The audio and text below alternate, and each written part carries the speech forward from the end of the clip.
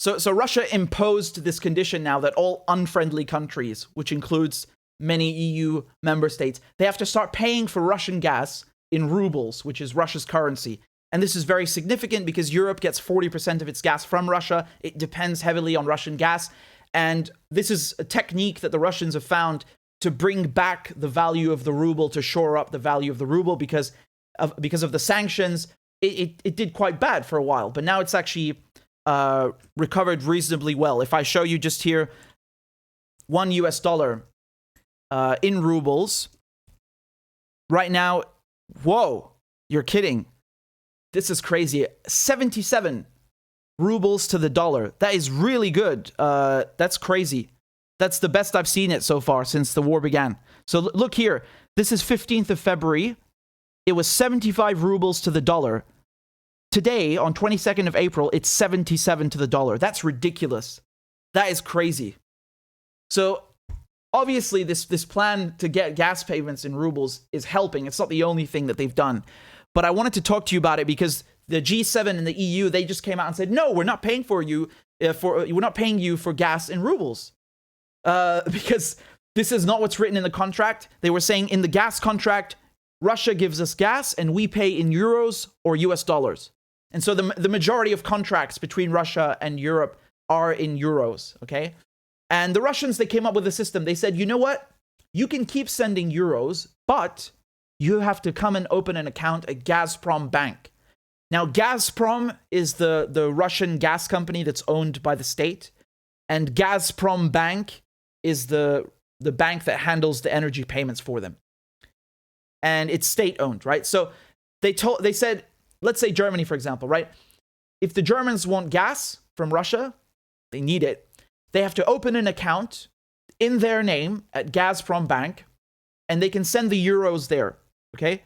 And then Gazprom Bank will take those euros, sell them at the Moscow Stock Exchange for rubles, take the rubles, and then put them in a second account, also in Germany's name, or whoever the buyer is, and then pay for the gas from that account. So in the end, even though these European countries are sending euros, they're still paying in rubles in their name because they must open accounts in their name at Gazprom Bank. And so this is kind of a win-win, right? Because it doesn't really violate the contract because they're still sending euros, but they're also still paying in their name. Now, the G7 said, screw you, we're not doing that. The EU said, screw you, we're not doing that. Hungary came out and said, fine, we'll pay you in rubles. And now, this is breaking news just from a few hours ago, April 22nd.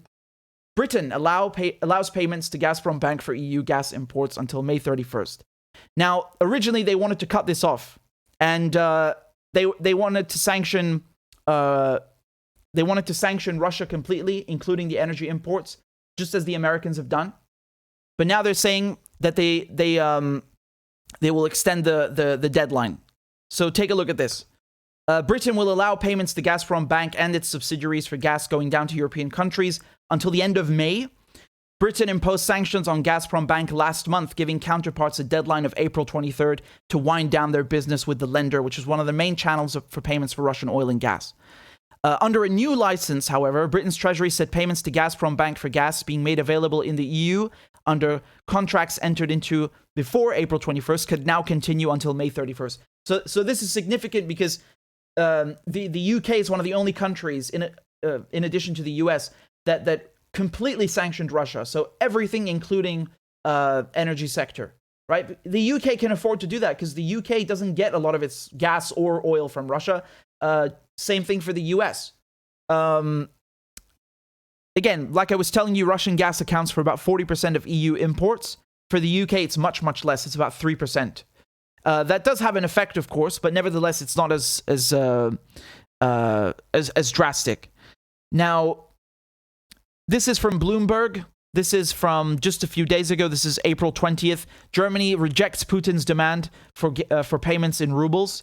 The finance minister says that dollars and euro contracts must be honored. As I told you, the majority of contracts are denominated in that.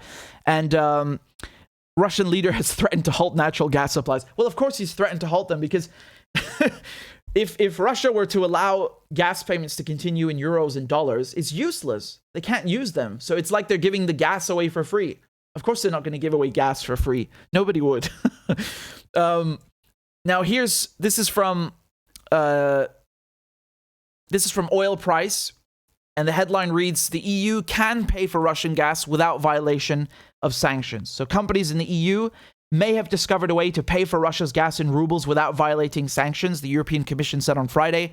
The companies would need to pay in euros or dollars, which would then be converted into rubles. This is exactly the process that I just told you about. Again, I have a video on this channel solely dedicated to explaining how this payment mechanism works for rubles and gas. So look that up if you want. Now, just going back to the article, they say that companies would need to pay in euros or dollars, which would then be converted into rubles, although the transactions would also have to be accompanied by a statement explaining how the companies consider their contractual obligations to be complete once they submit the euros or dollars. Now, Russia had set a March 31st deadline for unfriendly countries to start paying in rubles for natural gas. Although the EU initially balked at such a demand, that's what I just told you. The EU initially balked at such a demand, arguing that such a demand would be a breach of contract on Russia's behalf, and that paying in rubles would violate sanctions.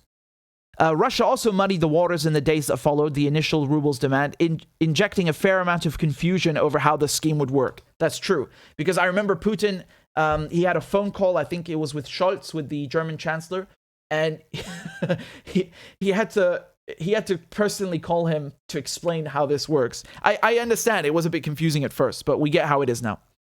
Russia clarified the complicated rubles for gas scheme earlier this week for those unfriendly nations, which include EU members as well as the US, among others.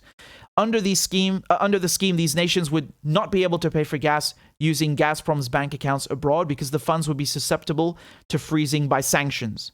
Instead, these nations would have to pay in euros or dollars using a special account that would have to be open at Gazprom Bank. So, do you understand what's going on here? The Russians are saying, if you want gas, you cannot pay us in bank accounts outside Russia. So that's another advantage of this new system. It's that Russia is getting paid in rubles, which drives up the value of the ruble. But the money is also inside Russia and not abroad where it can be frozen, as we've just seen them do, right? So that's another security advantage of doing this scheme, because then instead of Russia being paid for its gas in European banks, Europe has to come pay for the gas in a Russian bank in Russia. So that's the difference here.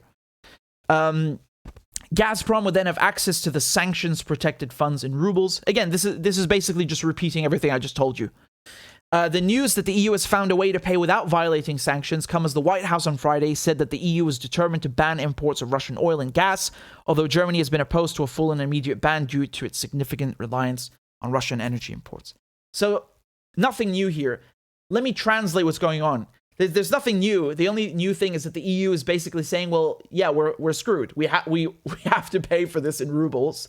So they're trying to save face now and say, well, yeah, maybe we can do it without violating sanctions, yes. You don't really have a choice, buddy. You're paying for that shit either way. Austria gets 80% of its gas from Russia, 80%. Germany gets 40%. Europe as a whole gets 40%. There's just no way you can switch it off like that and say, yeah, we're going to find gas that's going to fall out of the sky. Or, Qatar and the US will send us LNG. That's ridiculous. This is not happening. You need several years to build LNG terminals and to start receiving the same kinds of amounts in lieu of Russian gas through LNG. This is taking years. It's not something you can do overnight. So they have no choice, and they're just trying to save face now and say, yeah, I guess it wouldn't violate sanctions after all. It's funny. It's kind of funny. And the British, the reason they're allowing these payments to continue, although they don't want to, is because, again, Europe depends so heavily on gas that cutting them off would cause economic ruin.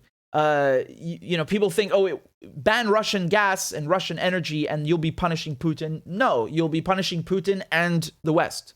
And I hate this thing with Putin, like as if he's the only person who fucking lives in Russia. Russia's a country. It's the biggest country on earth. It has people there. It's a nation. It's not one guy called Putin. It's so stupid and childish how they talk about it. But I'm just trying to say in their terminology, oh, we're going to punish Putin. No, you're going to shoot yourself in the foot and everybody's going to suffer. And people are already suffering with higher gas prices and food prices. But if you think that's bad, it's going to get infinitely worse. And so right now, they're basically coming to terms with reality and finally accepting that they have no choice.